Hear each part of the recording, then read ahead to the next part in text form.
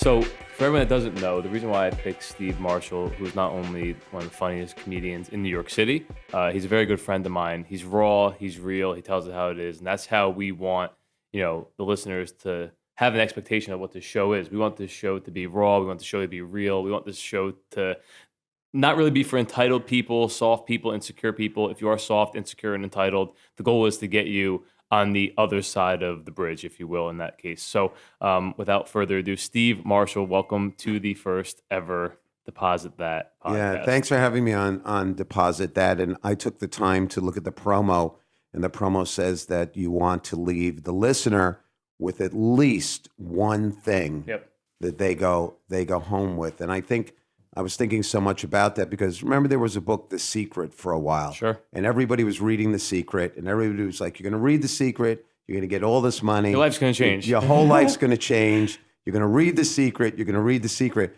But I always felt that most of the people that read The Secret, their life never changed because they didn't tell you part 2 to The Secret, which is you just can't read it. You have to take action. Exactly. You have to take action. Yeah, absolutely. And I think that's there's a lot of one information that goes in too. So if you only try and bring one thing away, don't try and learn 5 things or implement 5 things into your daily life or routine or digest or download, right? It's hard enough to do one new thing and consistently do that one new thing. Right. And in other words, they'll tell you, because I am a Kung Fu practitioner, and a teacher will give you, some teachers believe rather than learning 20 moves, Right. do one move thousands of times and perfect it. And that led me into what I want to say, because Jeff and I are athletes. We love talking about sports. We can go nonstop. So we actually it's don't spend enough time nonstop. together. It's And not- this is only the 5th time I've ever seen you in person, right? 6th, maybe? Right, 7th? right. But we chat and we text and whatever. We just hit it off. Yeah, because you're so positive. You're like a player coach. You're the type of guy, you're playing in the game, but you're also coaching the game. And you're the type of guy, when you're the guard with the ball or you're the mortgage quarterback, I just feel like when you give me the ball, you give me the ball with, don't worry, Steve, you're going to hit the shot. Do what you got to do. Yeah, but you have such confidence, and that's in other people. And I was going to talk about Vince Lombardi, how Vince Lombardi, do one thing, take one thing from the show. So Vince Lombardi, they had the sweep. That was the big thing in the 60s, the sweep. Yep. They knew that you're going to run the sweep. You know that they're going to try and stop the sweep, but they didn't stop the sweep because they ran it thousands of times in practice. They executed. It's called execution. You said it's called execution. So if you take one thing and learn to execute it, and execution means they can't stop you. You know what I mean? If you have that, if you're Steph Curry and you've got that step back shot, Do it. Just keep doing it. they can't stop you. And I think that's a big thing for me. I came up with this don't behave philosophy, which is I love. We're coining that. We're t-shirt, merchandise. yeah, we're trying to hats, merchandise it. girls' underwear, whatever. Don't behave. It's a reminder. Tattoo on your feet so when you're looking down in the shower. Girls' don't underwear. behave. Yeah. Well, because if you want to have good sex, you don't behave. I mean, right? really, a lot of don't behave. It came to me with realizing that a lot of life works on opposites, and you want to be polite, and you want to be a gentleman, and you want to have consensual sex. But then once you're polite, and once you're a gentleman, and once you've agreed to consensual sex, now it's time to start slapping that ass. All bets are off. You know what I mean? And misbehaving, Right. Because that's exciting. I'll say things on stage and people get pissed at me. I remember once even talking about oral sex, and a mutual friend we have, when let's not say her name, would say, women don't like giving oral sex. And I can't tell you how many women told me, I love giving oral sex. They raise their hand for it. Yeah, Like, I love it. I love it. I love it. I love it. So this is not me saying, I'm not saying that all women love it. But they I'm all not love saying, getting it, supposedly. I don't know if that's true. Is that true? and that's not true either. Serious. And that's the Is don't there behave insecure? fun. Not true. No, some women some women don't enjoy it. Some women want to be, are we allowed to curse in Yeah, the show? do whatever Some you want, women yeah. want to be fucked. Yeah, gotcha. There are women that want to be fucked. Guys do, They vice don't want to versa. be. They don't want to be eaten. You know what I mean? I mean, I Eating love. alive. No, listen. Here we. 3 minutes. I'm already talking about eating pussy. I always say I'm Jewish. Jewish men are the best at eating pussy because it's all you can eat. It's free. Plus, we were younger. We were stamp collectors, so we had a lot of practice with our tongues. But listen, I think we hit a very strong audience here, right? We want women to love and listen to the show, and we want them to tell the truth, right? I'm just going to be frank. I was But we also had a nice Jewish community with you. Everyone thinks you're Italian, but you're not. right because yeah, I know because growing up in 5th grade. I remember in 5th grade, they asked everybody, what do you want to be? And people would say, I want to be a doctor, a lawyer, an actress, a ballerina, football, a quarterback. When they asked me in 5th grade what I want to be, I said, I want to be Italian. Any Because reason? the Italian guys were just the coolest guys. In 5th grade, my friend Anthony, he goes, I'm going to see my girl. In 5th grade, he had a girl. I was Jewish. In 5th grade, I had a stamp collection. So you could say what you want, but in the United States of America, being sexy is number one. And I think that's why money is so sexy in the United States of America, because guys would always, a lot of guys are like, I'm going to make a lot of money. I'm going to get this type of watch. I'm going to get this haircut. I'm going to get this car. I'm going to get laid. And then I just decided many years ago, well, I'll just skip the haircut and the money, and I'll just go and get laid. So back to your stamp collection, right? Let's talk about that because I'm sure My there's what? your stamp collection. My stamp Yeah. collection. Yeah. So- I was a philatelist. Yeah, I was a numismatist. I'm very educated because I've had people say, "Oh, you're vulgar."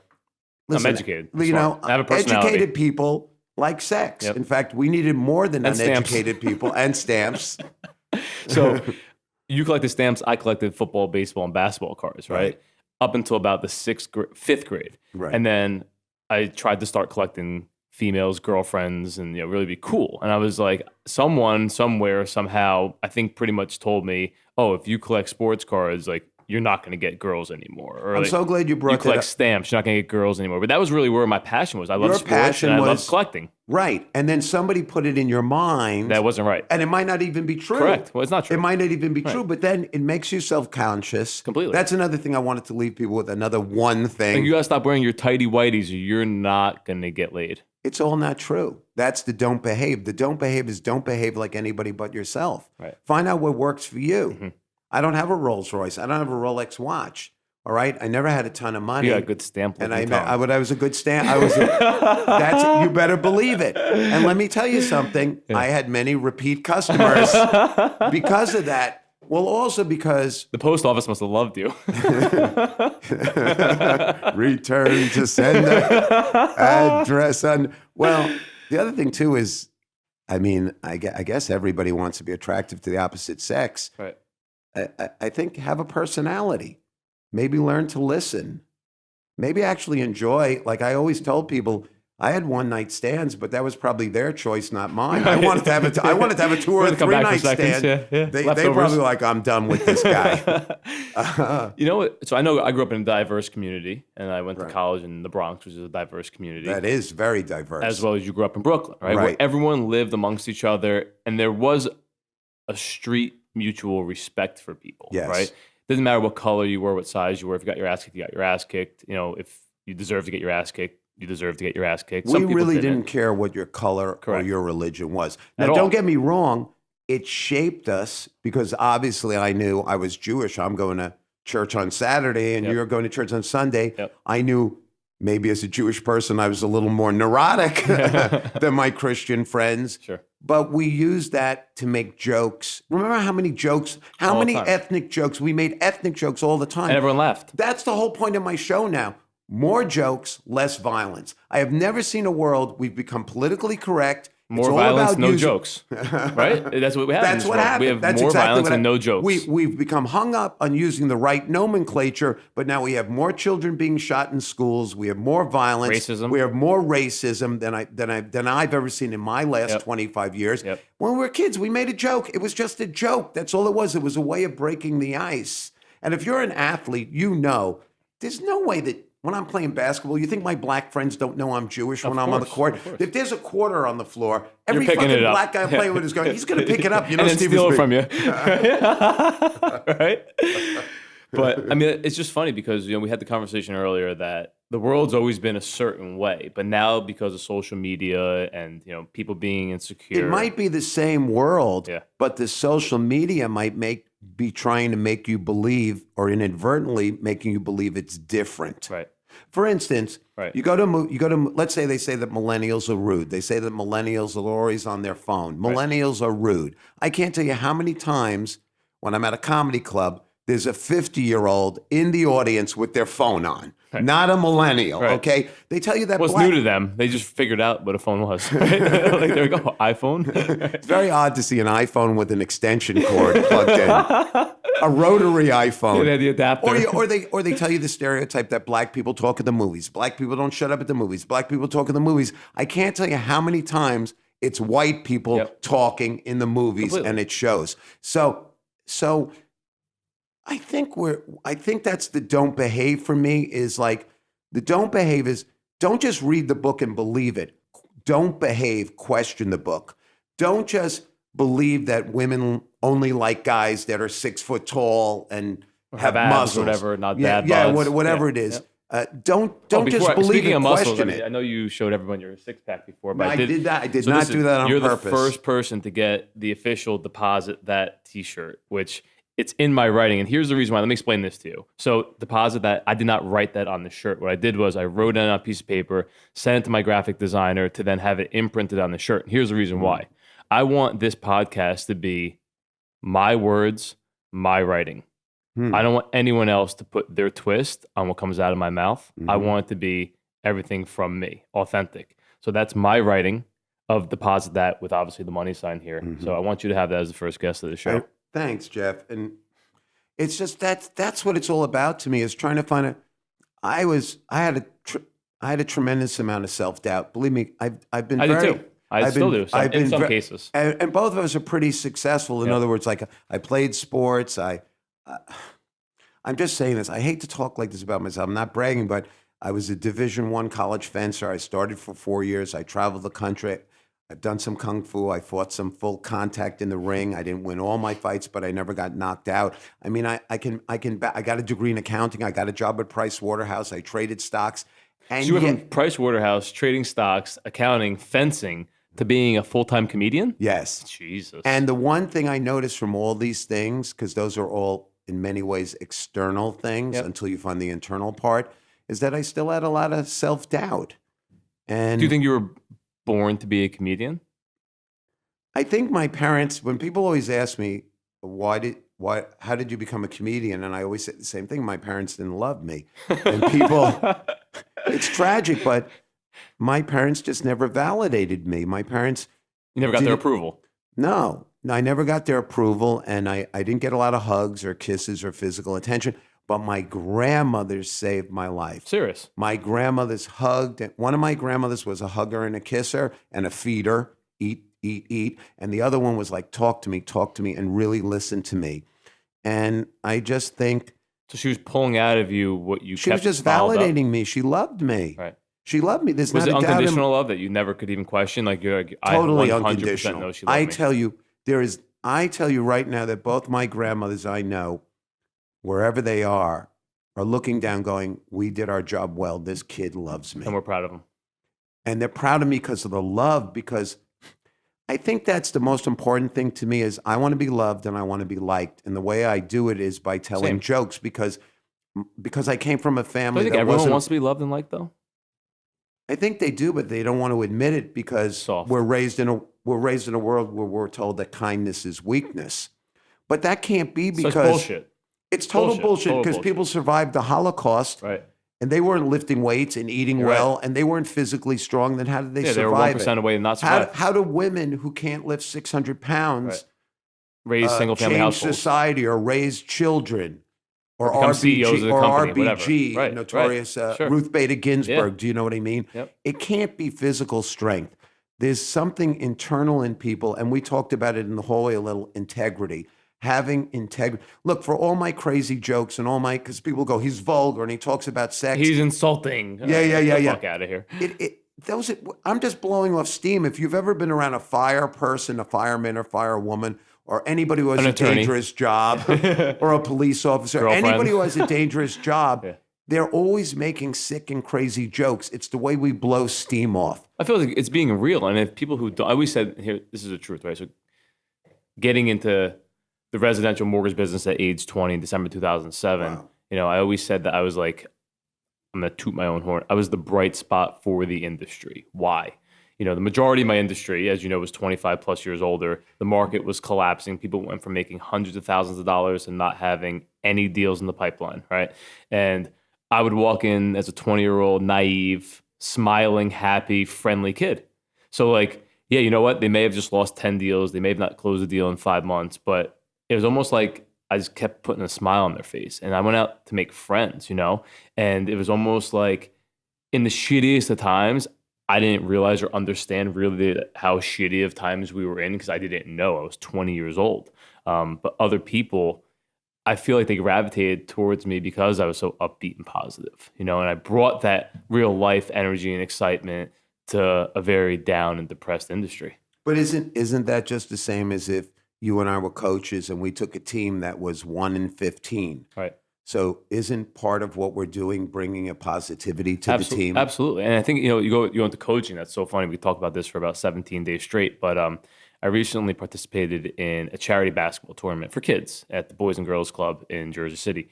And they bring kids from different levels. I'm giving an example, 6 to 8 years old, 9 to 11 years old, 12 to 14, and then they have the 15, 18-year-olds play in games. And it's just charity for fun, this and that. And one team shows up, they're getting in line, they're running their layup drills, getting the rebounds, super professional. And then the other team, right, this coach is overweight, kid never looked like he was an athlete in his life, yelling, yo, why'd you miss that layup? Yo, why'd you get that rebound? Yo, you're lazy. Yo, you're never going to make it. Yo, I'm like, wow. I'm like, this game should be interesting. I think the final score was like 35-3. Clearly, the team that was disciplined, where the coach respected the 7 and 8-year-olds, even though they were 7 and 8-year-olds, he treated them with respect. And you would have thought he was coaching an NBA team from a professional standpoint. And then you had this knucklehead, for lack of a better term, no experience, no coaching, clearly not a mentor or role model, coaching these kids. Kids didn't want to play for him. The kids weren't motivated. They were picking their nose, scratching their ass.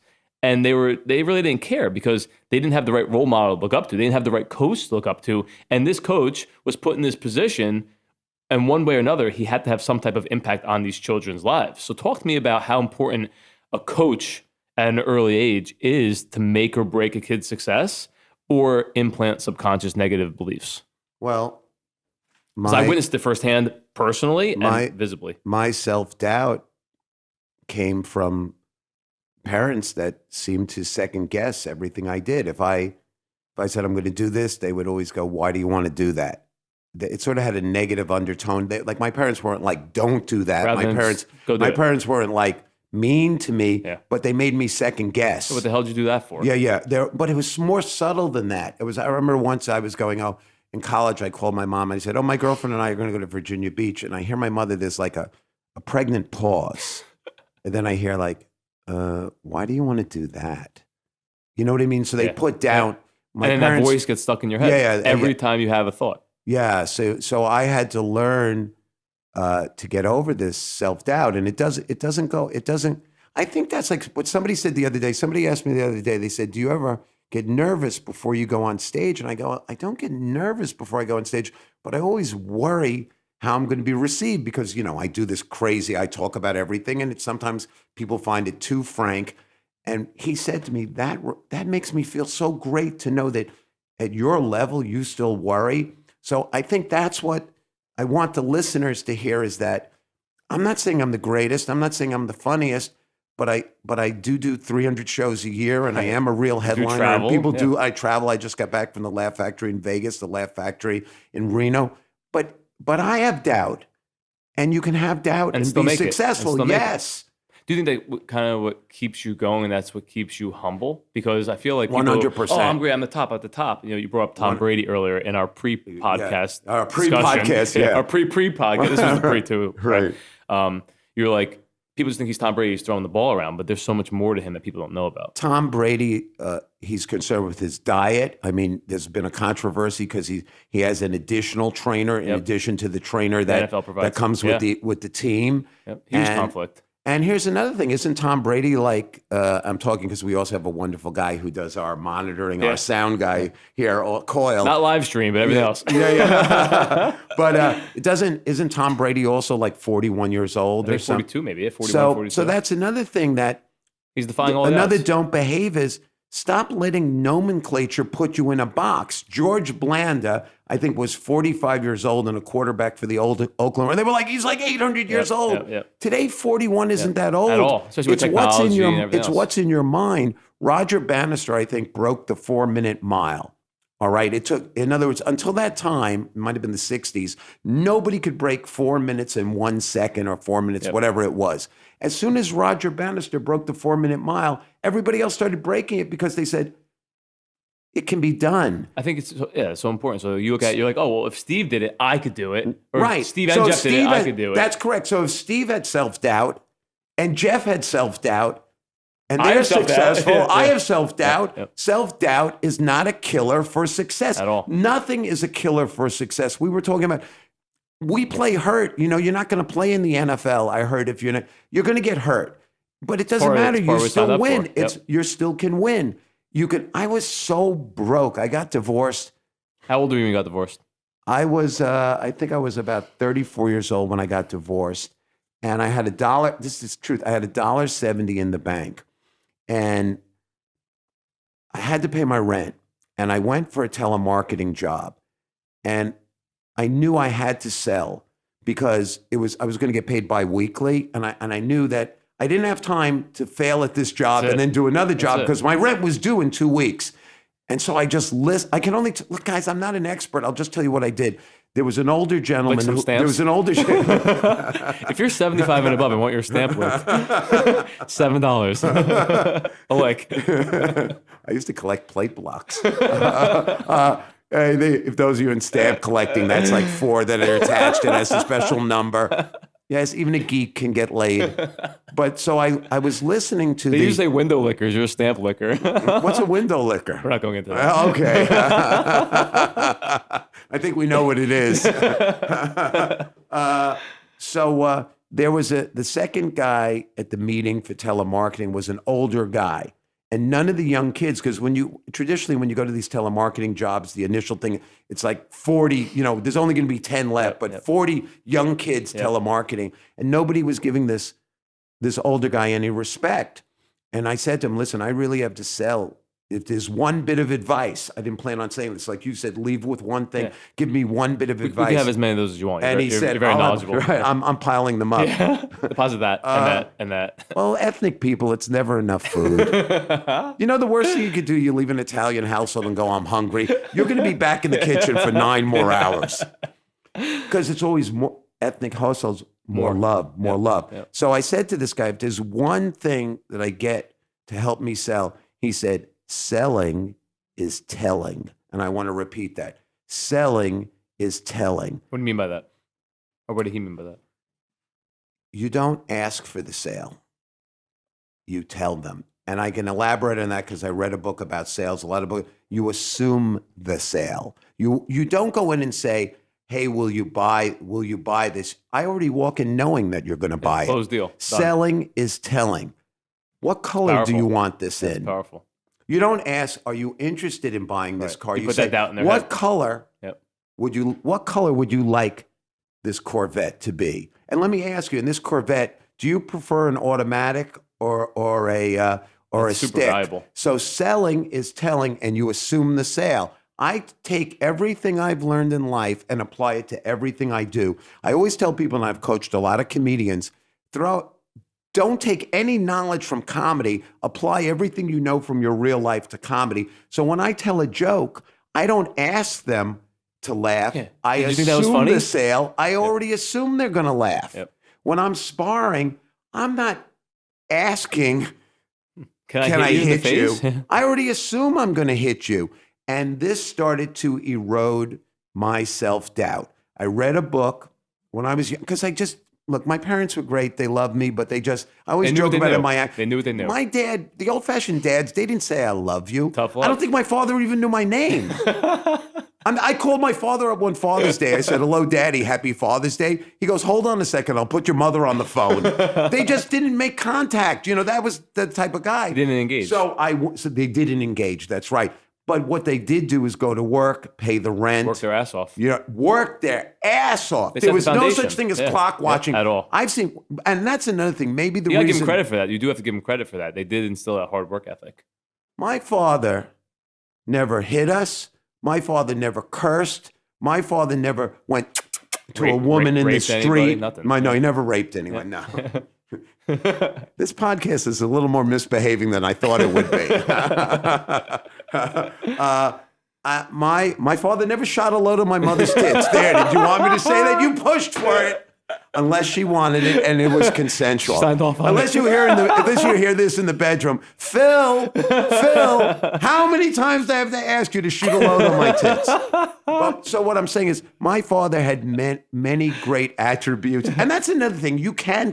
They always said about Woody Allen, he combined the metaphysical and the mundane. Well, I think what I do best is maybe I do combine the vulgar and integrity. Back it up. I think they go together because, Isn't that living though? That's true. That's living. Seeing if you got to, you know what? If you're going to accept me, accept 100%. Right. Don't judge me on one thing you didn't like that I didn't say. You like 10, but you hate one. I am intelligent. I am educated, and I may shoot I'll take good look, and I may shoot a load on your tits. And those things are not mutually exclusive. Right. I always tell people that in this country, they think you're either smart or you're dumb. Yep. You're either smart or you're sexy. Yep. Albert Einstein got mad pussy. Did he? Yes, he did. He got laid. Why do you think his hair was always so messy? That's right. He jerked off to the periodic table. Oh, boron. He shot a load in the air. He said, you know what? I think space is curved. Here's a theory. It's not get out in life. Get out in life. Read the book, but then experience what's really going to happen. You can read everything you want about football, but until you get in the NFL, I never played at the NFL level. Until you get on the field, you're going to find out what's really going to happen. Until someone hits you. Yeah, until you get hit. To get hit. I think Mike Tyson, who we were speaking about earlier. What's Mike Tyson's famous I think quote? He says, everybody has a plan. Until they get punched in the face. Yeah. Now, this is a great quote from Customato. Now, you met Mike Tyson, right? I did meet Mike, yes. How was it? I'll tell you, it's a wonderful story. And then I want to tell you the Customato quote because it's important for everybody to hear. So Tracy Morgan and I, we're still friends, but we were really good friends. Really good friends. Tracy saw me perform at a little club, New York Comedy Club, about 15 years ago. And he loved my fearlessness because my friend Seymour, who was black with a Jewish name, and his brother Sidney, who was black with a Jewish name, he had a what he called African-American comedy night. And this is like 20 years ago, and most of the white comedians would not go on this show because they were afraid. Serious? And he would put me on the show. And everyone at first, sometimes they didn't love me because I was very frank, and they were like, what the fuck is this white boy about? Shoot him. And that's the truth. That's the truth. But I learned to bring my real life experiences to these people. They appreciated it. They loved me. They loved me because I was real. They didn't. You don't have to agree with me, but I was fucking real. Right. Accept me 100%, motherfucker. You don't have to agree, but accept. Right. Because, and you know what? That's the Brooklyn rule. I know we're all over the place, but in Brooklyn, how you treat me is how I treat you. You respect me, I respect you. Give it to get it. You're damn Skippy right if you have a child. You know what? Instead of saying that child doesn't know how to behave, why don't you assume that he'll behave well? Why don't you assume the sale? Why don't you give that child some respect? Right. Automatically. Right. Why don't you begin with, I'm going to show that child. And I know what I'm talking about because I played street ball and I taught ghetto kids. I taught math, accounting, and business law to a ton of ghetto kids. I had one day, I asked my class, how many people here have a weapon? The entire class put their hand up. Wow. And one girl who had a stump, one arm was like a stump. Yeah. I said, what do you have on you? She took out a switchblade, put the stump under her stump, the handle, and undid the knife. And I turned to everybody in the so guys, I can only talk about what I know. You can't deny my reality. Yeah, that's a fact. And I told everybody in my class, you don't need knives or guns or violence because I'm going to make sure everybody gets respect. I'm not a school teacher who just teaches the A students. You got to teach the D students and make them Everyone. C students. Everybody. And there's a reason why. And in my class, I told them, my class, there'll be no violence. But when you get back on the subway and when you go home, Can't promise you then that. you go back to that. Right. Can't promise you When that. you get on the train, then you're going to need your street face. Did they respect you for that? 100%. 100%. But I explained it to them. I explained to them in the classroom, I'm here. Don't worry. I've got your back. Yeah, it's funny you bring up teachers, and I feel like now this is I'm sure there are plenty of motivating, inspiring teachers out there that really are there to help the kids, right?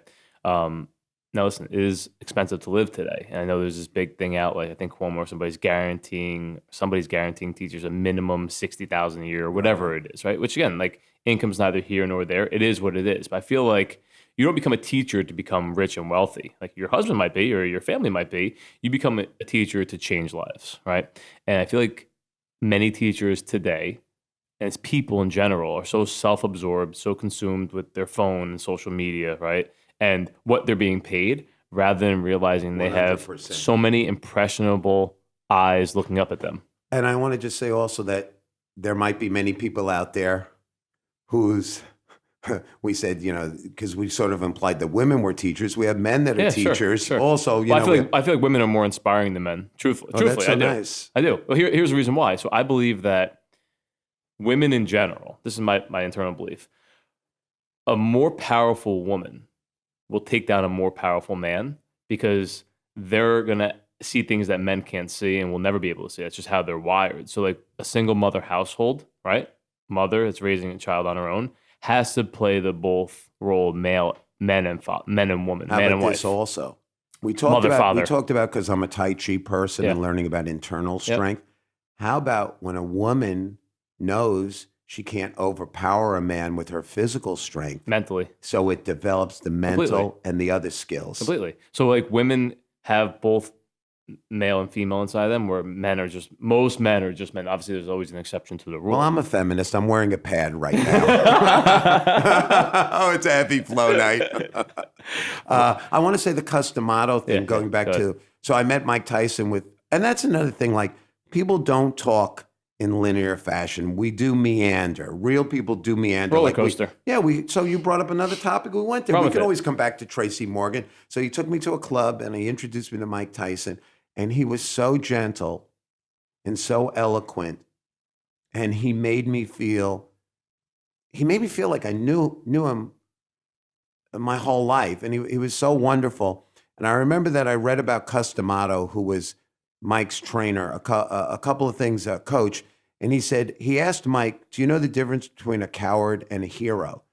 And Mike was like, well, a coward's scared. You know what I mean? A hero isn't. He goes, no. He goes, Customato said, a hero is scared also, but he doesn't let it stop him from doing what he has to do. It's huge. So you can have self-doubt. You can have fear, but you can't let it stop you from taking action. Read the book, The Secret, but then take action. Right. If you're learning to box, listen to what your boxing coach shows you, but then get in the ring and try it and take action.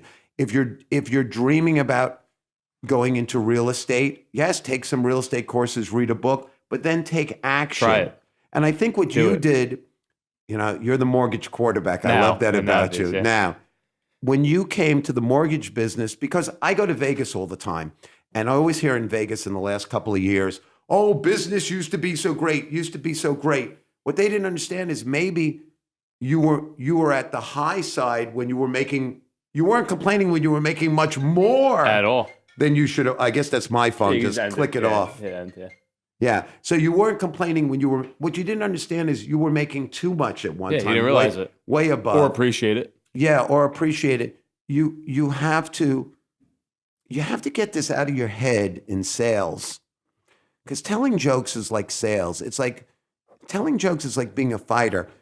I throw it, it may hit, it may not hit. Right. The audience may block it and come back with a heckle.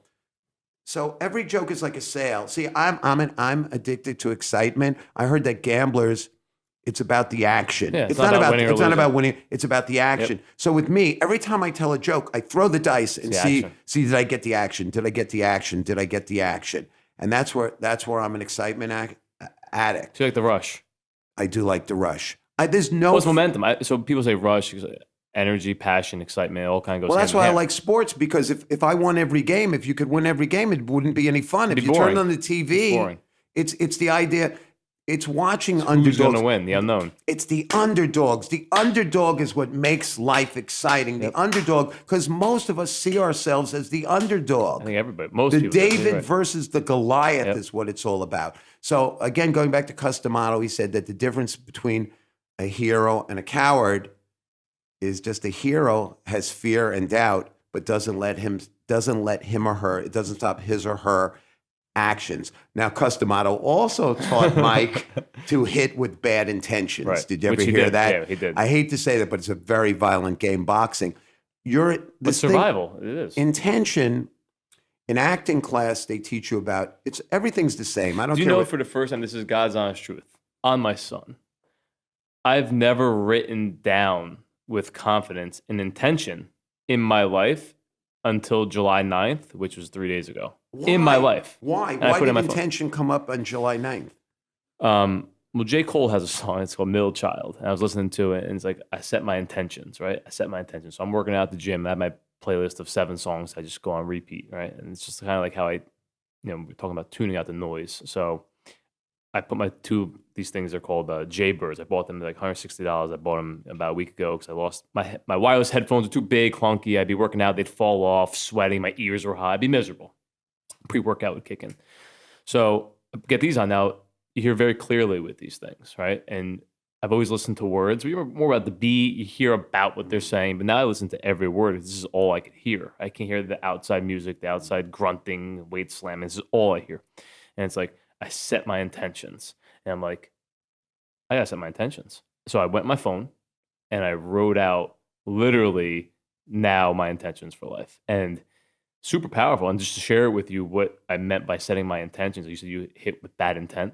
So my intention was, the night before I'd come home and my son, was 10 months old. He took 4 steps. I walked in the house and he saw it was me and he smiled and took 4 steps to walk to me. And at that time, he only taken 2.5 steps. And I'm like, wow, he just set a new record, right? Just set a new record. What is that? I don't want to lose this with your son. You can just pull that off. Just turn it off, yeah. Yeah, we can just keep it up. Yeah, turn it off at that point. So I say, okay. Now my son walks to me. He's excited to see me. I haven't seen him all day, and my phone rings.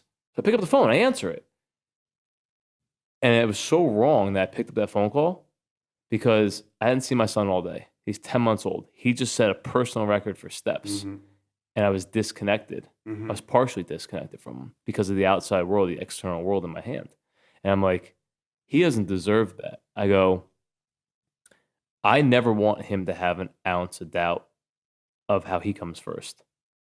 So by me setting my intention that when I walk through those doors, my phone's on silent, it's on do not disturb.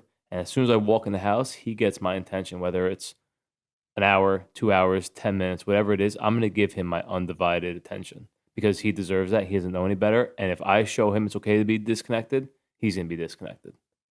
And it was powerful, super powerful. Isn't that you're showing your child respect? Yep. At 10 months old.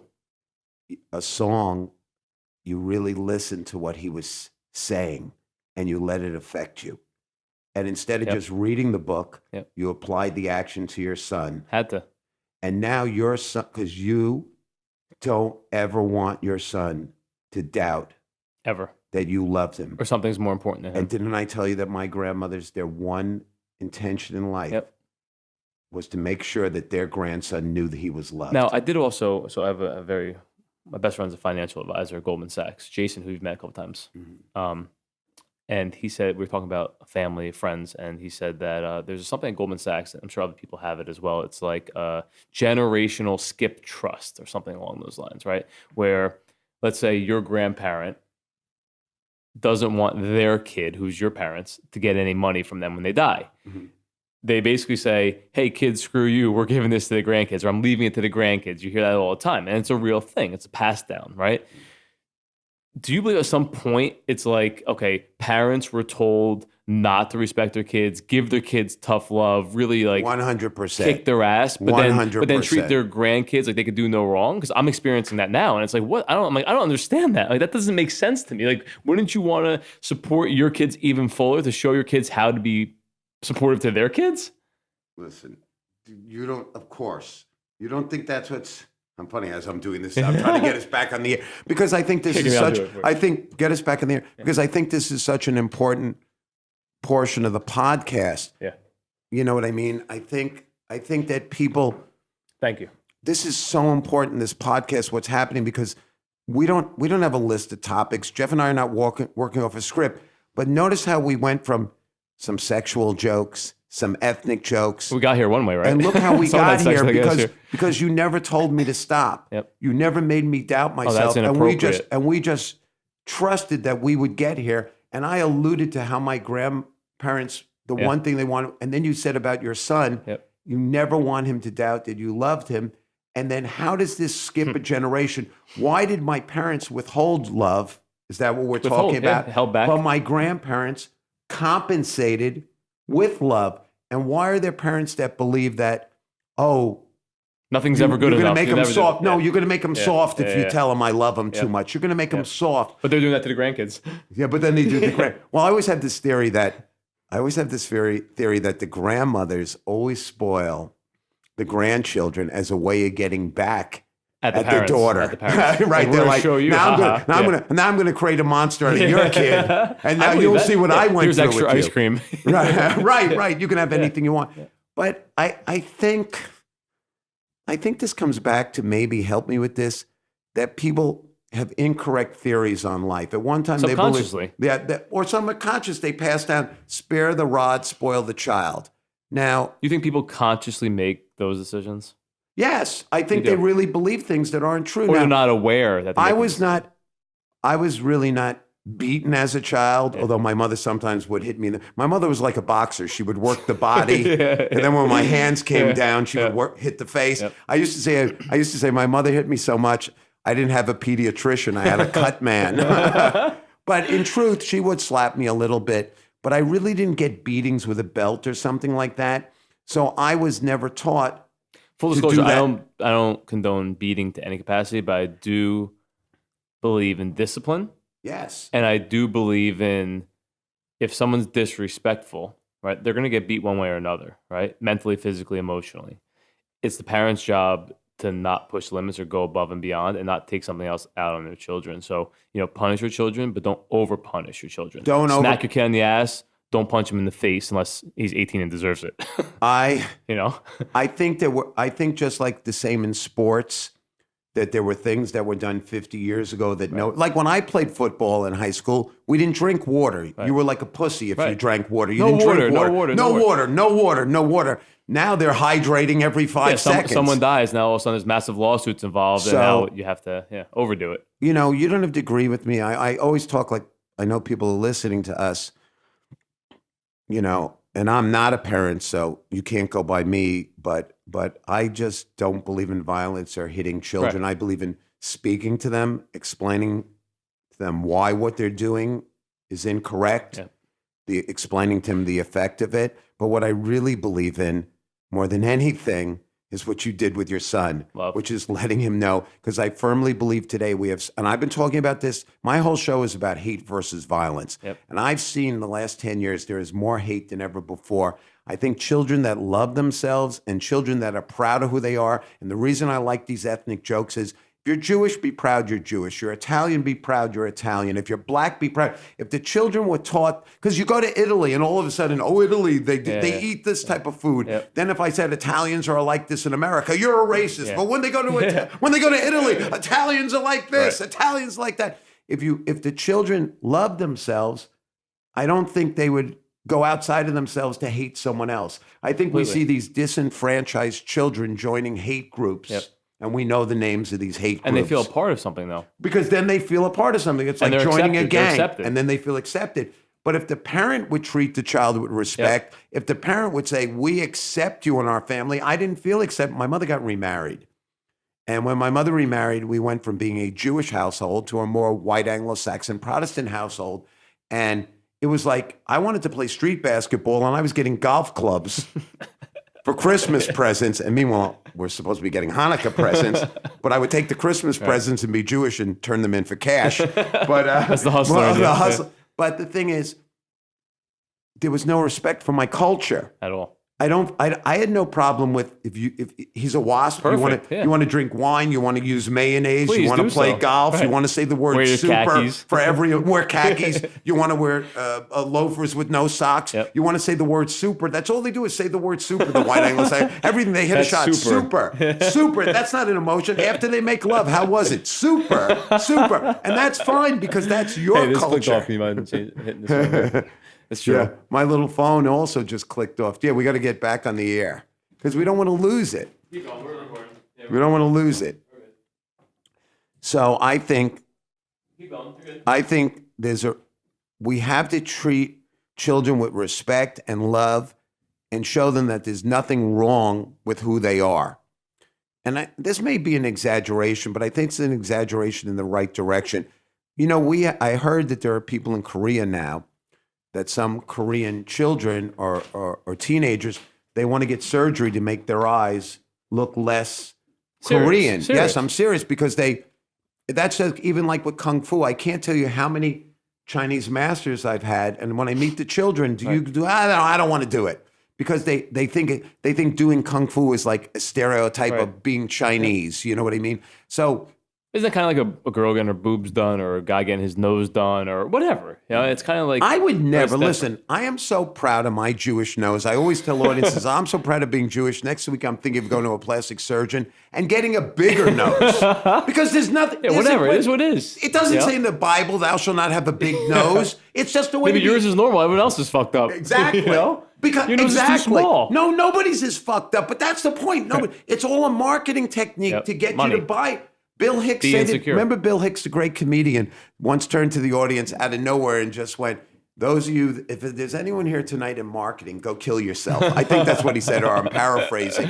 But there's nothing wrong with having a big nose. Yep. There's nothing wrong with being Being wrong, black. being There's imperfect. nothing wrong with being Catholic. There's nothing wrong with being Muslim.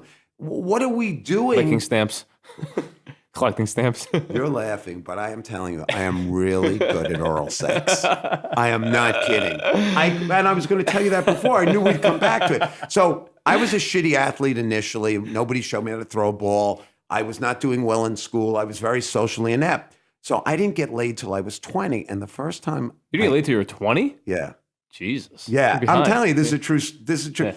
So that's why. So you were looking up to people that were like definitely not as No, good so the looking. first time I was having oral sex, I was so nervous because I was like, I'm I 20. never did this, and I'm Jewish. I basically learned everything by reading a book. You know, because my Backwards. parents never taught me Backwards, right? anything. So like, I even learned to throw a baseball because in third grade at the book fair, I bought a book on baseball and learned how to. I didn't know you put the two fingers like this. You could throw a fastball. Is that how you like learned this. oral sex with your 2 fingers like that? No. That's fingering. I'm not a big champion of the fingering, by the way. I've never been good at it. I'm kind of a lazy fingerer. I'm kind of like, I don't really get into it. But when I was Press an elevator? Is that what you do? yeah, it is like that. You know what?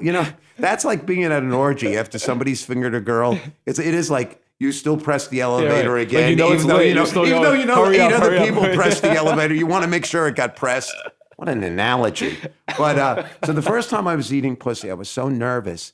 And she was moaning and she was enjoying it. All I kept thinking in my head is, "Thank you, God. Oh, thank you, God. I'm finally a natural at something. Finally, something came naturally to me." And I think the reason it came naturally to me is because nobody ever told me how to do it. Nobody ever brainwashed me. Nobody said, "You do it hard or you do it soft." You're doing it wrong. Right. I never read a book about it. So for the first time in my life, I was doing something naturally without a book or somebody else's voice in my head telling me whether it was right or wrong. I just did what came naturally. So it's funny. Sex and money, I feel like, are two topics that, at least when I was growing up, like you didn't talk about them. No. Like, it wasn't like, hey, No. no. But it was really Now they all talk about money. No, it was considered rude. It's still, yeah, correct. It was rude. And even today, it's like sex and money are still two topics that certain people, like, you bring it up and you could see them tense up or get Yes. really uncomfortable. Why is that? Is it it's got to be insecurity. No, well, Like, I'm not big enough. It could be insecure. Well,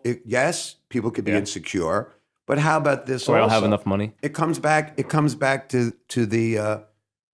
the way society presents itself. If you're raised being taught, we don't talk about sex. It's rude to talk about sex. It's rude to talk about sex. Don't talk about sex. It's dirty. It's dirty. It's vulgar. It's dirty. Then Lenny Bruce comes around and he talks about sex, and people start going, It's funny. I don't care what people. It's funny.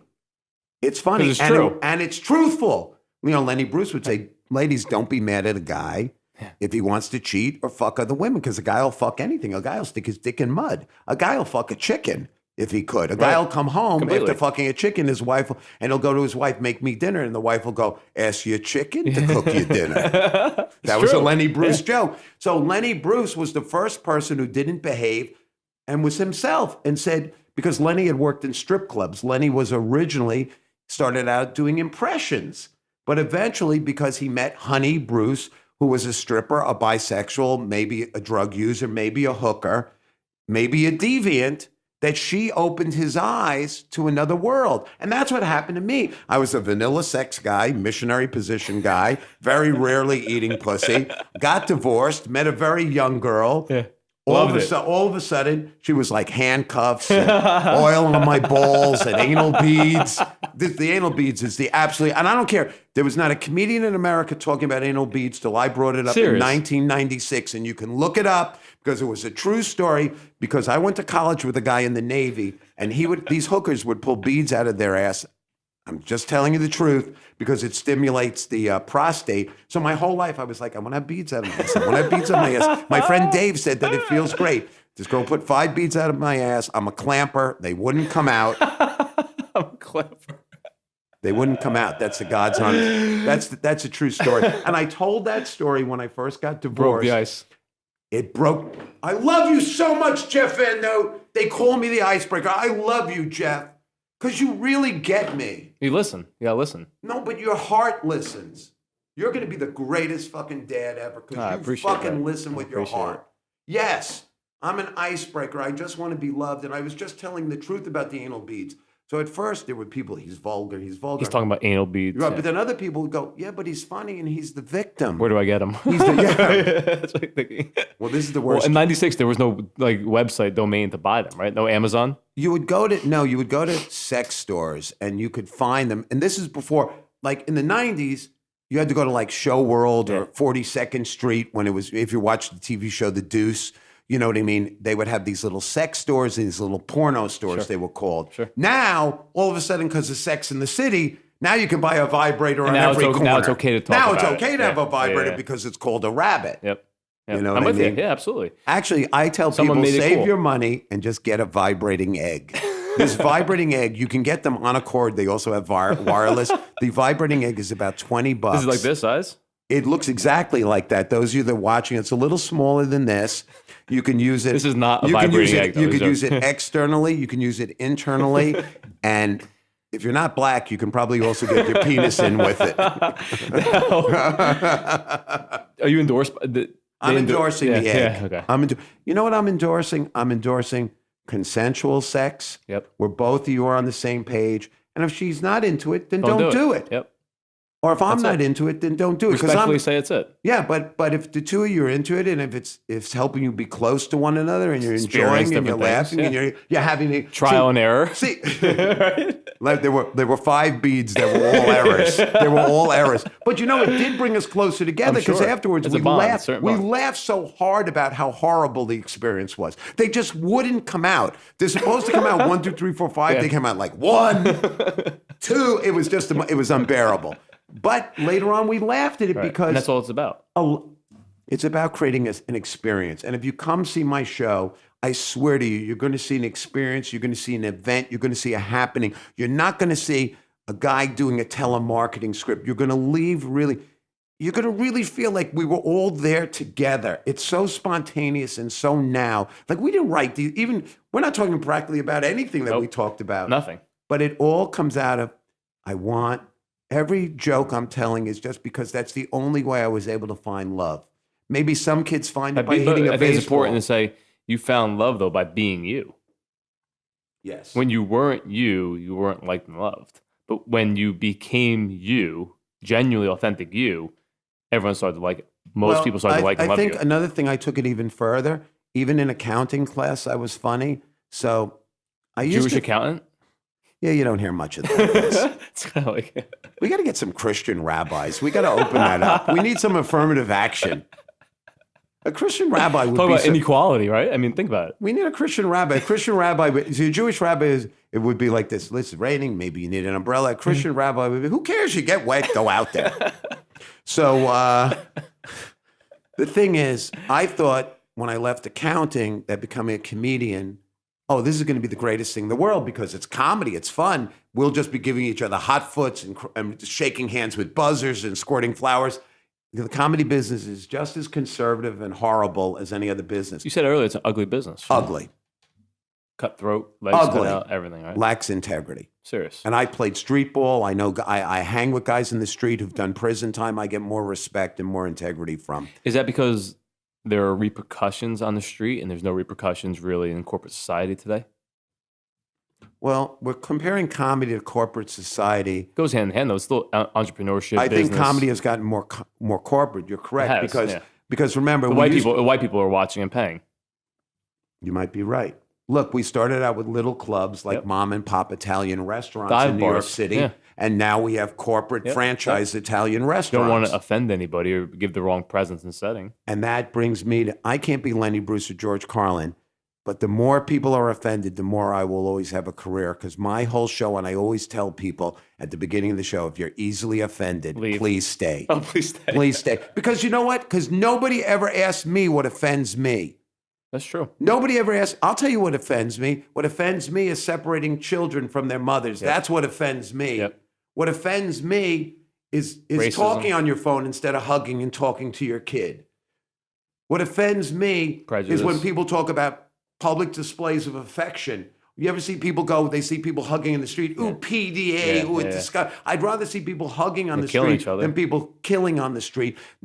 There's so many people today that get joy out of telling you how you're offending them, but they never ask you how you know what offends me? You criticizing me, motherfucker. Right. This Yelp thing is the worst thing we ever came up with in give society. all people that have no voice a voice. All these people are cowards on the internet. The writing food took comments. 7 minutes to come out. Okay. You know, maybe they were busy. Jeff, whatever. How bad? Coyle is listening. Coyle, how bad has the food and service got to be that you got to write a Yelp? Serious. And they're not writing a Yelp. They're not writing a criticism. Nope. They are trying to get the person to lose their job. Completely. Now, They want to hurt them. They want to sabotage them. I've had people in comedy audiences go to the club owner Yep. and say things about me. If you don't like the joke or you don't think I'm funny, fine. All right. You go to a Put your movie headphones sometimes on. you don't Yeah, like put it. your- yeah, right. But they go out of their way to tell the club owner, get rid of Yeah, this they try guy. and hurt somebody.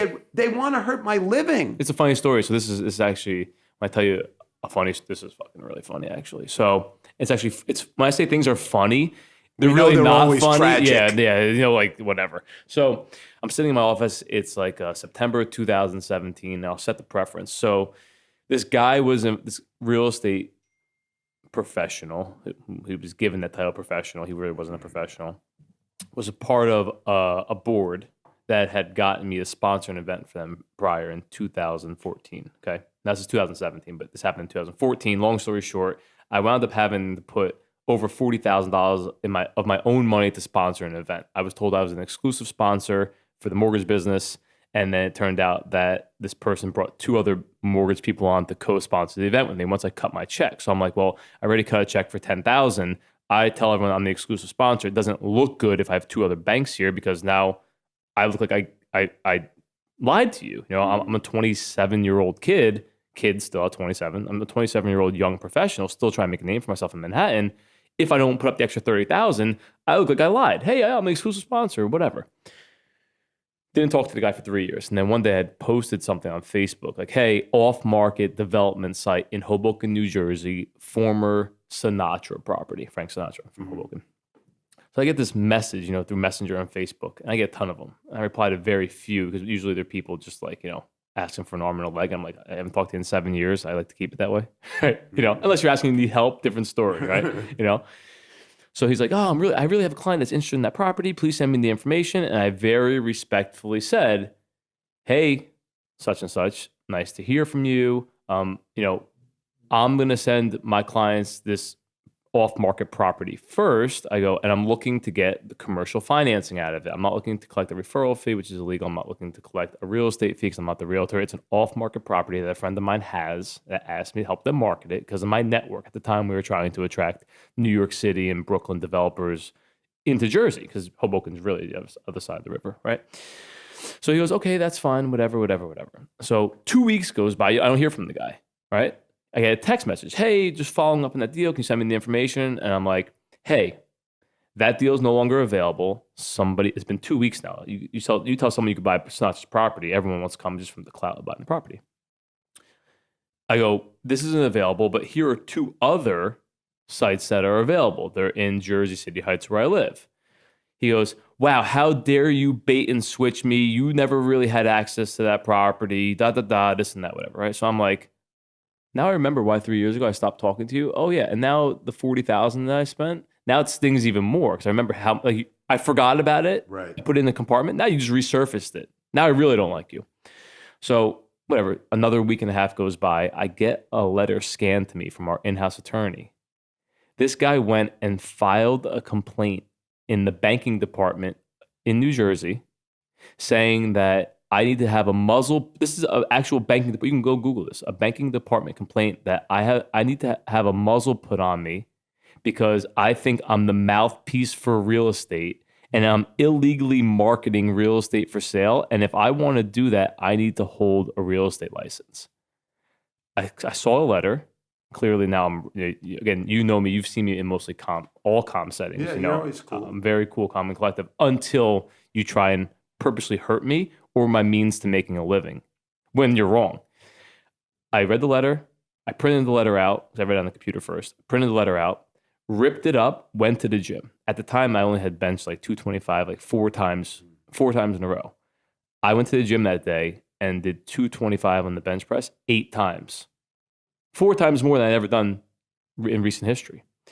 And that strictly came because this person tried taking a shot at me and my career because this pussy didn't get his way. He fucked up. He waited 2 weeks for my initial post. He waited 2 weeks to reply. He didn't get me the right information. I was trying to genuinely help him say, hey, this is not available anymore. Here are 2 other opportunities like this. And he didn't like that. Oh, bait and switch. Buddy, I don't even care whether your client buys it or not. You know what I mean? But that's how people are. Like, it's always someone else's fault. It's always, why did he go like in the yelping? And this is why did he show his clout, to show his power? But even further, didn't he try and hurt your business? Completely. So, not many people know this.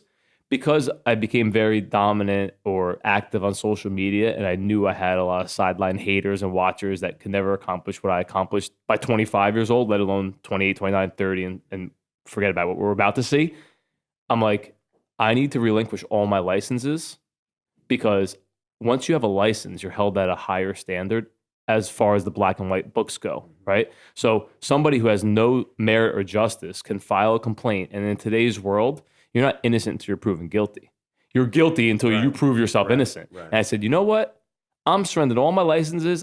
From here on out, I'm the mortgage quarterback. I'm an entrepreneur. I will never answer to another authority in banking, real estate, or insurance ever again. Because again, you have people that sit behind a desk that receive these complaints, and then they're like, hey, you're guilty, prove you're not. I'm like, that's not how it works in this world, or at least the world I was raised in. And isn't that sort of the climate right now? Completely. I don't want to be too political.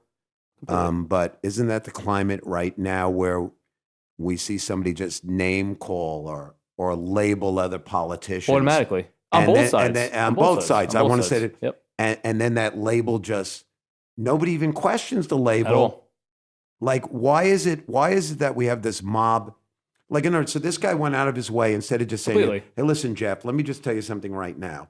This is off the record, but go fuck yourself. Yeah. I will never do a deal with you again. Yep. But he didn't do that. Nothing. He probably told his friends and he said, Everyone. I'm going to ruin this guy. And the best part is he was in California. He was so not successful in New York that he had picked up him and his family and moved to California to make a new real estate career for himself. But what drives a person Insecurity. to want to hurt? Or because now I'm seeing in America power struggle. I believe it's power struggle. Oh, then related to this, I see like sometimes at these political rallies, like a mob mentality. And mob mentality, I am using that as a pejorative word. It's a negative tone. Correct. Where you almost see people like kill, Completely. kill. Why are these people, and we talked about disenfranchised children who didn't feel loved. Why, can you connect for me, Jeff, this gentleman stepping out of the box to try and go beyond just criticizing you, to punish you? And why do this mob mentality we now see in America at rallies, they look like they want to punish certain people? Yeah, I feel like what's the punish? Where does that come from? So clearly they weren't raised right, or they didn't listen to the people that were raising them. It's one or the other, you know. Because I know me personally, I was always told like you never intentionally hurt anybody, ever. Like if you hurt someone, oh my God, I'm so sorry. Be overly apologetic, right? Now in this particular case, um, I feel like people just need to prove that they're right, or like they feel. For example, I'll give you an example. You walk up to an at bat and you crush a home run, right? Yeah, I hit a home run.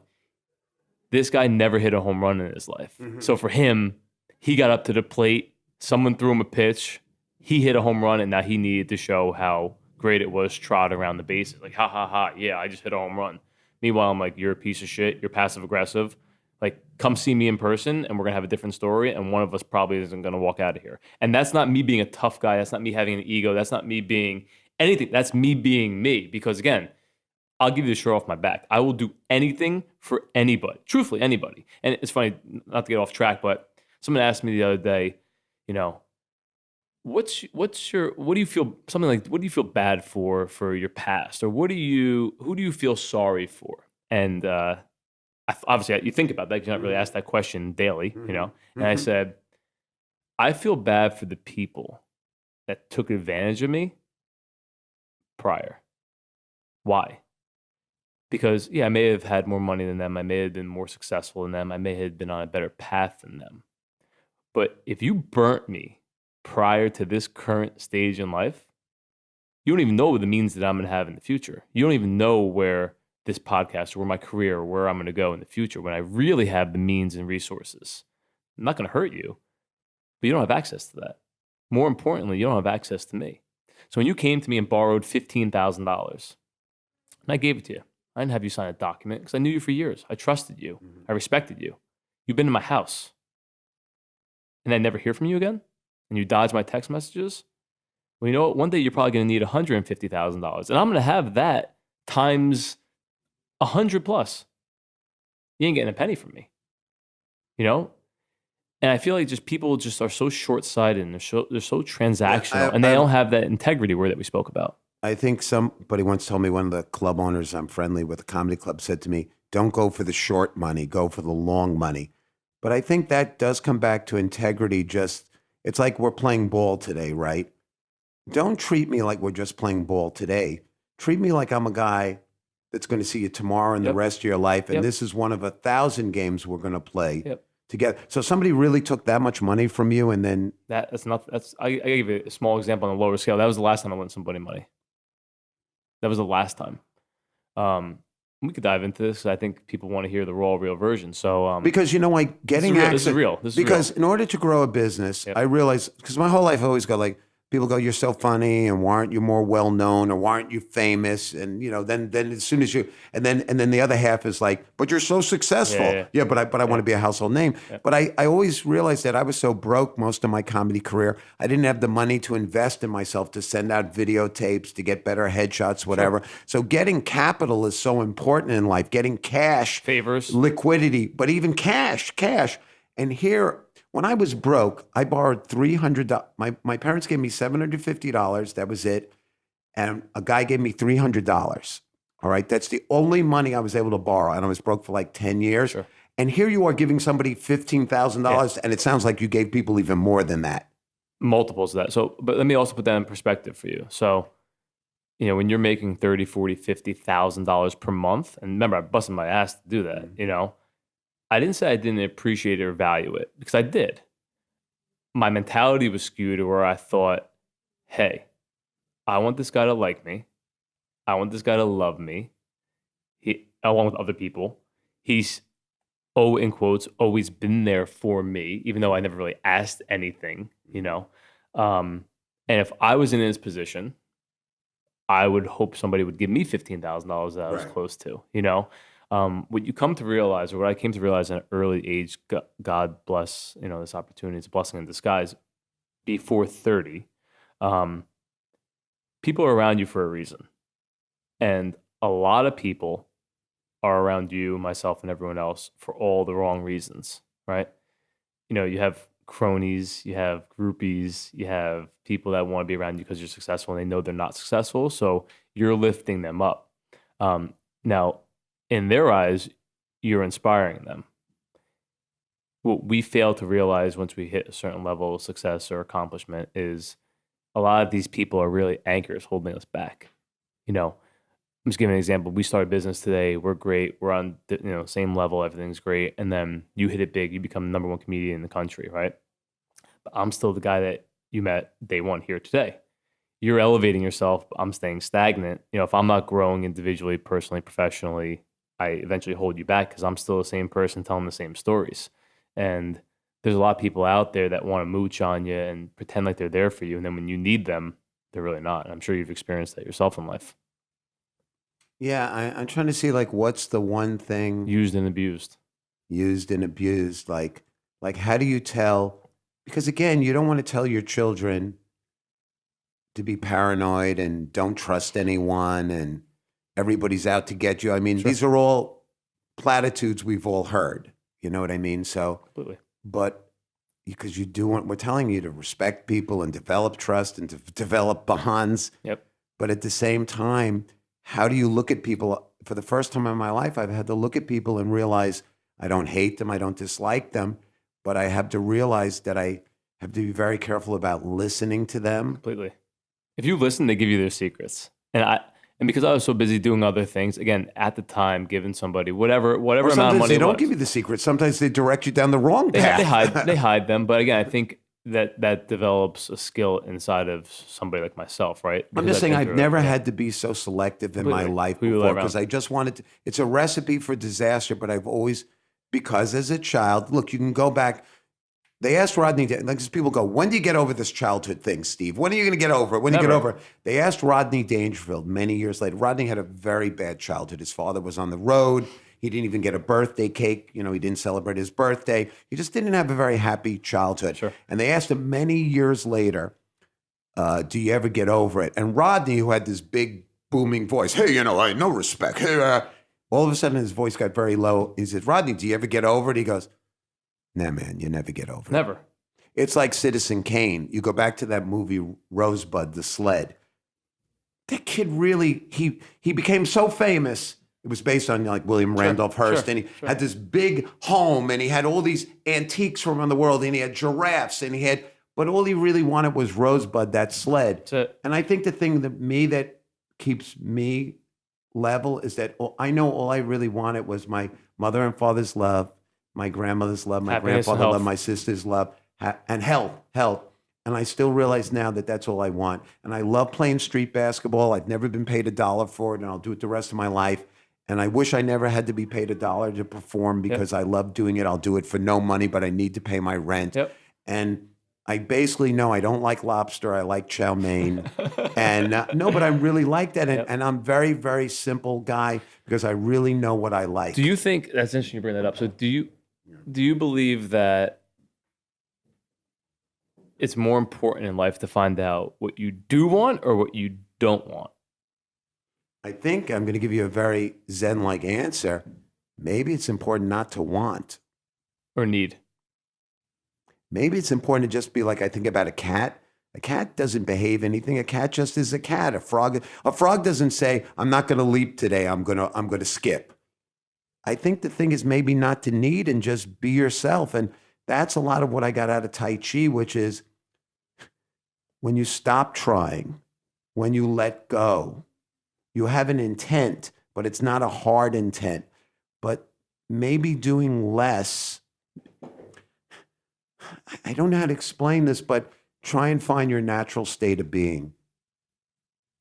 I'm on this journey now, learning about that. I know you're meditating, so I don't really have the answer for that right now. But I know, like when I spar, I use a lot of Tai Chi now, and I don't contract my muscles. I don't lift weights. I just stay very relaxed, Loose. and very loose, and sort of move and just stay in the moment, and try not to work to a conclusion. The same in my show. I don't go up and say I'm going to kill. Oh, it's baseball. If you want to hit the ball further, you don't hit it harder. Right. Am I right, Jeff? Right. You don't hit it harder. It's coordination Hips. and it's balance and it's hips. Yep. Energy So- rotation. Relax. You don't hit a golf ball harder Right. by muscling The it. skinniest That's people what hit the golf ball That's what I'm farthest. trying to say. Be less external. Stop muscling your life I said- and be more internal. So I say people, I in order to break up millennials, everyone likes to bash millennials. So I call people who call millennials millennials. Like, oh, you're a millennial. I'm like, well, you're a dinosaur. And I do that purposely just to grow awareness. Right. Now, listen, you could be put like this. You could be a dinosaur age-wise, but still be a kid mentality, right? So because most people who are over the age of 55, let's say, look down, frown, shit on millennials, in order to combat them, I'm like, well, you're a dinosaur age, but it's not age. It's really just personality and mentality, right?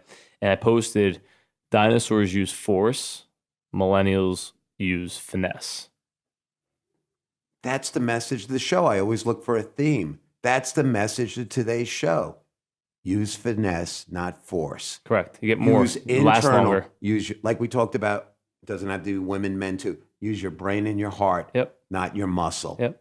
Use less muscle and find that heart. Remember, we always talk about football players. Sure. We always look for that football player with heart. Yep. Gotta have heart.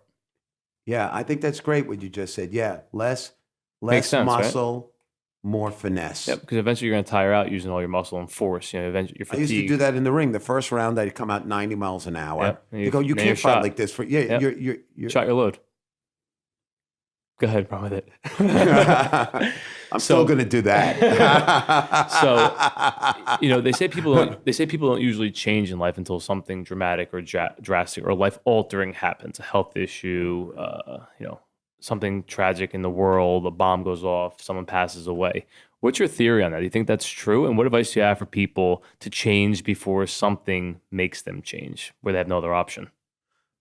Well, I was going to say, what I just free associated, the biggest change I made in my life was I just changed back to being my original self. Did you feel free? Yeah, because it's like a cat has to be a cat. I have to be Steve Marshall. I have to say these. I grew up with my cousin Howard making ethnic jokes and sex jokes. We didn't hurt him. I have to be me, and I think, a friend of mine said to me, he believes that people don't change till they're willing to realize they Right. have to change. Yep. But I think what you're talking about is preventative change. Correct. Like before you end up in a disaster. Yep. You're Going down the wrong route. At what point do you change before you're in the hospital bed laid up where you can't have any other option to change, or you can't walk again, or you get behind a wheel drunk and drive and kill somebody, or you're in jail, or whatever the case may be? I think one has to be aware of their actions, and one has to be aware that if you drive a car quickly or fast, Yep. you have to understand what the negative to that could be. Consequences. Yes. And I think that's where it would be. And I understand, I take accountability and responsibility for my humor. Me too. I know some nights I may Push the talk limit. about a topic that offends somebody. I'm sorry, but if I talk about a certain topic, I didn't know your daughter was deaf. I didn't know Right. It's not you were in insulting the them. Holocaust. Yep, Your yep, grandparents were in the Holocaust. It's never intentional. It's not bad but I intent. think you have to be aware of the consequences of what you do. But then you go to your heart and you say, but is my intention to hurt people? And it's not. Your intention is to help people, make them laugh. I think smile. I'm always changing, but I feel like I'm always not changing. It's always me, but I'm just evolving into the better and more authentic. I don't see it as change. It's evolution into the more authentic me. Some people say it's like sculpture. It's not adding clay, it's removing clay. I'm trying to remove all the inauthentic. I can't. In I'm trying to- authenticity. Yeah, all the inauthenticity Yep. about myself, and try and get back to that Steve that was 5 Confident or 6 kid. years That old. confident kid. That kid before my parents Yep. put the self-doubt Yep, in me, yep. that ran around with so you much gotta break joy. down to the core and that, foundation. I'm trying to get back to being your son. Yep. The kid who, when Innocent. daddy puts the key in the door, instead of taking 2.5 steps, he takes 4 steps. Yep. Because you know what? That's the same thing that happened to you with the lifting the weights. Yep. Your son was motivated to take 4 steps because he needed 4 steps to get to me. you. When you were in the gym that day, you Yep. did 225 10 times because you were so motivated. Yep. I had a purpose or a reason. Get in touch with your purpose and your reason, which is to be the best you could be. So if you had to leave people with one thing, so as you know, as we close up the show, there's one thing that our guests are going to leave you with to deposit that into your memory bank. What is your I know number one 100 thing? 100%, 150%. Take a risk to be yourself. It's a risk because when you're yourself, which means dressing the way you want to dress, eating the foods you want to, saying the things you really believe in, you're taking a risk. Remember we talked about Yep. what's the consequence? Yep. Because somebody is not going to like it. take a risk if your heart is in the right place and if you're having integrity to yourself. Take a risk to not be liked in order to be liked. And how about this? In order to like yourself. Take a risk to be yourself. Don't behave like anybody but yourself. Ladies and gentlemen, thanks so much for watching, viewing, seeing, listening, everything you did today. Sorry for the first pre mishap that we couldn't get the show live. But Steve, thanks so much for coming. Again, I consider you somebody that I would go to war with. I definitely respect the hell out of you. And I think more people need to be like you in this world. Tell it how it is, be raw, and really, enjoy giving somebody the shirt off your back and not telling people about it. And more dads had to be like you, Jeff. I appreciate more that. dads had to be like you, who just realize how important it is that their children know they love them. Can I say to go on my website? Absolutely, SteveMarshallComedy.com, SteveMarshallComedy.com. I'm on Instagram at BeCalm, Don't Behave. Nobody, BECALM, Don't Behave. Twitter, Don't Behave.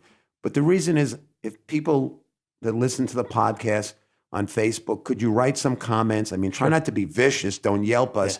But I would like some feedback. Sure. And if you disagree, tell without us. Being mean, because don't attack. We will come find you. Yeah, I just want to dialogue. Have some Italian uncles, and I just want you to realize that we didn't plan any of this today, and I think we're both two pretty earnest guys who hopefully we entertained you. Absolutely. Oh, that's the other thing. And you learned something. Customato said to Mike Tyson, when you're in the ring, I want you to win, but people are also coming to be entertained. Be entertaining. Put on the show. So I hope we were entertaining Absolutely. also. And Coyle, thank you so much for our wonderful sound. Do you have any upcoming shows in the next month that I'll people be see? I'll be at tonight's Friday night. I'll be at Dangerfield on 61st and 1st. Tomorrow, Saturday night, I'll be at the Broadway Comedy Club on 53rd Street between 8th and 9th Avenues.